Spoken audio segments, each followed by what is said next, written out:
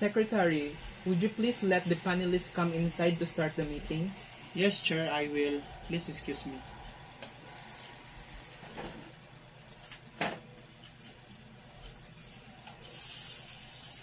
Good morning, panelists. You are all welcome. Good morning. Good morning, Chairperson.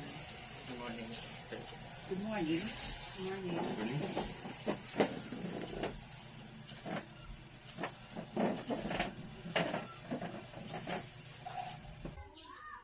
I call this meeting to order. The time is 10 a.m. on May 14, 2024. Secretary Gerald, will you please do the roll call? Yes, Chairperson, and thank you. When I call your name, please say present. Mr. Lawrence Hokma, Present. Miss Jebra Ratonil, Present. Mr. June Mapano, Present. Mr. Aljay Boriol, Present. Miss April Gatchalian, Present. Mr. Herson Doke, Present. thank you. Mr. Jeco Sabirola, Present. and Mr. John Richie Tagaro. Present. That's all, Chairperson. And all members are present, Chairperson. The agendas today's meetings are the effectiveness of posters in public health communication. Second, the role of posters in educational settings. And the third one is sustainable practices in the production and use of posters. Thank you, Secretary Gerald. We shall now proceed with our first agenda items, the effectiveness of posters in public health communication. Posters have been utilized extensively in public health campaigns due to their ability to reach wide audience and convey important messages quickly and effectively. Would you anyone have to share their own thoughts or opinions on this? Yes, Mr. Lawrence, you may stand. Mr. Chairperson, if I may, posters have indeed been a cornerstone in public health communication during the recent COVID-19 pandemic. They were crucial in disseminating information about safety protocols, vaccination, sites, and hygiene practices. Their visual nature makes complex information more accessible to the general public. Thank you, Mr. Lawrence. Does anyone else have any input on this topic? Yes, Ms. Jebra, you may stand. Mr. Chairperson, I would like to add for that posters, it's not only to inform but also remind people of important measures. Static placement in high traffic areas ensures repeated exposure, which reinforces this message. This is particularly effective in places like hospitals, schools, and transportation.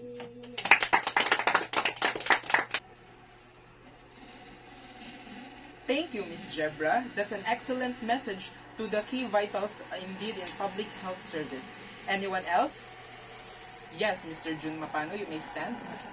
Mr. Chairperson, I think it's also important to note that posters can be tailored to specific communities using local languages, culturally relevant images, and addressing specific health comes to the community can significantly enhance effectiveness to these posters.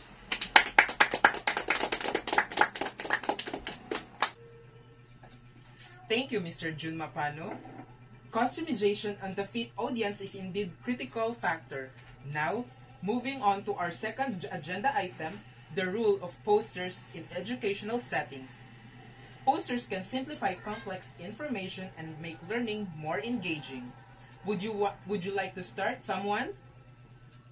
Yes, Mr. Boriol. Mr. Chairperson, posters are incredibly useful in classrooms.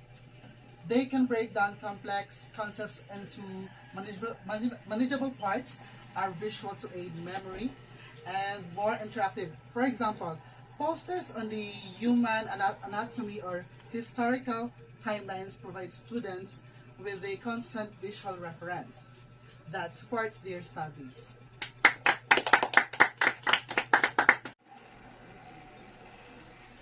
Thank you, Mr. LJ. Does anyone else have insights in this? Yes, Mr. April. Mr. Chairperson, I believe that posters also play a significant role in project-based learning. Students creating their own posters as part of projects can help them engage from deeply with the material, develop research, and also design skills, and also present their findings in a visually compelling way.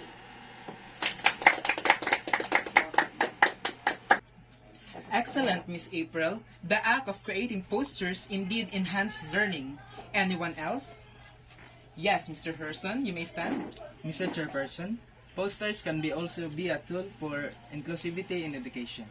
They can include diverse cultural representations and languages, making the learning environment more welcoming and reflective of the student body.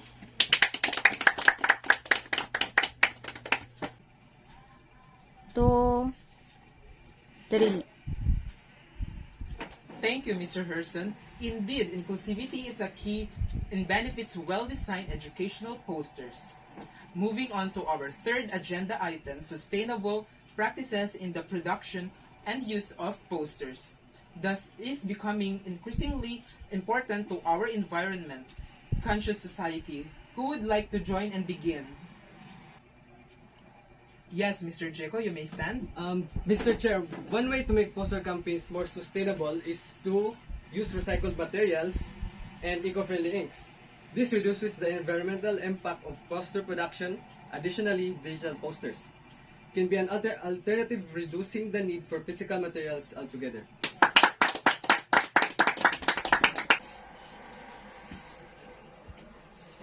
Thank you, Mr. Jeco. Does anyone else have thoughts? Yes, Mr. Jan, you may stand. Thank you. Mr. Chairperson, another approach is to implement a take-back program for posters, where after a campaign, the materials are collected and recycled. This ensures that the materials are reused and don't end up as waste.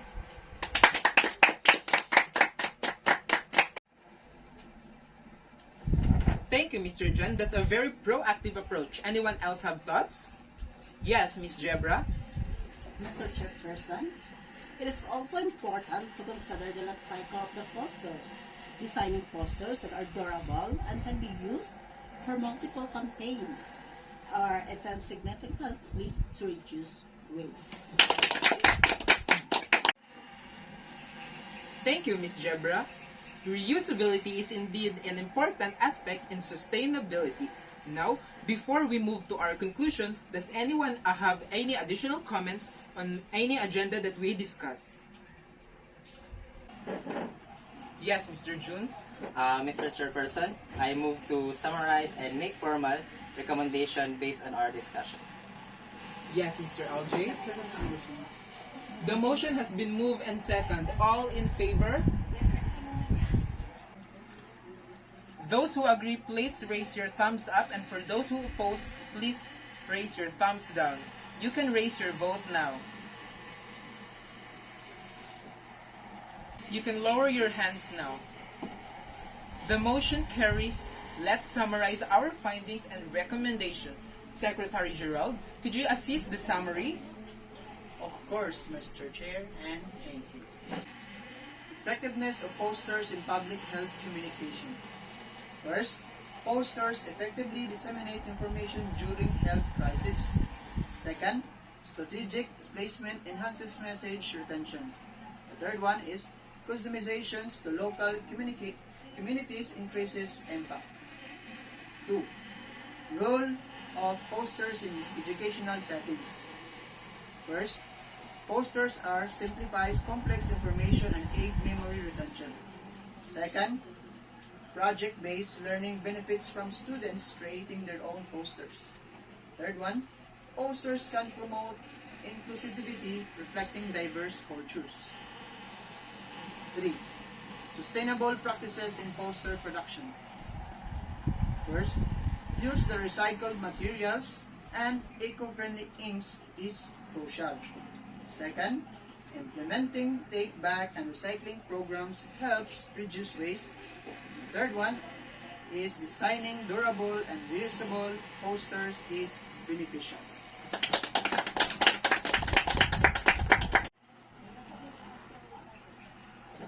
Thank you, Secretary Gerald. Now, let's formalize a recommendation based on these summaries. Are any members any of proposed recommendations? Yes, Mr. Lawrence, you may stand. Mr. Chairperson, I move that we recommend integrating digital technology with traditional posters, such as using QR codes to additional information. Yes, Ms. Jebra. I second the motion. The motion has been moved and all over. Those who agree, please raise your thumbs up, and for those who oppose, please raise your thumbs down. You can raise your vote now.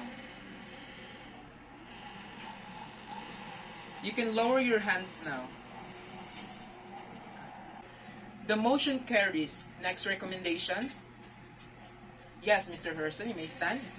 Mr. Chairperson, I move that we recommend involving local communities in the design and content creation of posters to ensure cultural relevance and support. Yes, Mr. Checo. I second the motion. The motion has been moved and second. All in favor? Those who agree, please raise your thumbs up, and for those who oppose, please raise your thumbs down. You may vote now. You can lower your hands now. The motion carries. Any other recommendations? Yes, Mr. Jun Mapano, you may stand. Mr. Chairperson, I move that we recommend providing training for those who involved in poster design and distribution to enhance their effectiveness. Yes, Mr. Aljay. I second the motion. Those who agree, please raise your thumbs up, and for those who oppose, please raise your thumbs down. You may vote now. You can lower your hands now. The motion carries. Next. Yes, Mr. Jan, you may raise your 1, 2, 3. Yes, Mr. Jan, you may stand. Thank you, Mr. Chairperson. I move that we recommend the use of sustainable practices in poster production, and including recycled materials, eco-friendly inks, and recycling programs. I second the motion. The motion has been moved and second. All in favor? Those who agree, please raise your thumbs up, and for those who oppose, please raise your thumbs down. You can vote now. You can lower your hands now. The motion carries. Any further recommendations? Yes, Ms. Jebra, you may stand. Mr. Chairperson, I recommend that we design posters to be durable and reusable to reduce waste. Yes, Mr. Lawrence. I second the motion. The motion has been moved and seconded. All in favor? For those who agree, please raise your thumbs up, and for those who oppose, please raise your thumbs down. You can vote now. You can lower your hands now. The motion carries. Secretary Gerald, could you please read back and recommendations for final confirmations? Certainly, Mr. Chair, the final recommendations are: first, integrate digital technology with traditional posters such as using QR codes. Second, involve local communities in the design and content creations of posters. The third one, provide training for those involved in poster design and distribution. The fourth, use sustainable practices in poster production, including recycled materials, eco-friendly inks, and recycling programs. And the last one is design posters to be durable and reusable. Thank you, Secretary Gerald. Do we have a motion to approve these recommendations? Yes, Mr. Lawrence. I move to approve the recommendations as read. Yes, Ms. Jebra. I second the motion. The motion has been moved and seconded. All in favor? For those who agree, please raise your thumbs up, and for those who oppose, please raise your thumbs down. You can vote now. You can lower your hands now. The recommendations are approved. Is there any other business to discuss? Yes, Miss April. Mr. Chairperson, I move to adjourn the meeting. Yes, Mr. Herson. second the motion. The motion to adjourn has been moved and second. All in favor. For those who agree, please raise your thumbs up, and for those who oppose, please raise your thumbs down. You can vote now. You can lower your hands now. The motion carries. The meeting is adjourned. Thank you for all your participation. Meeting adjourned.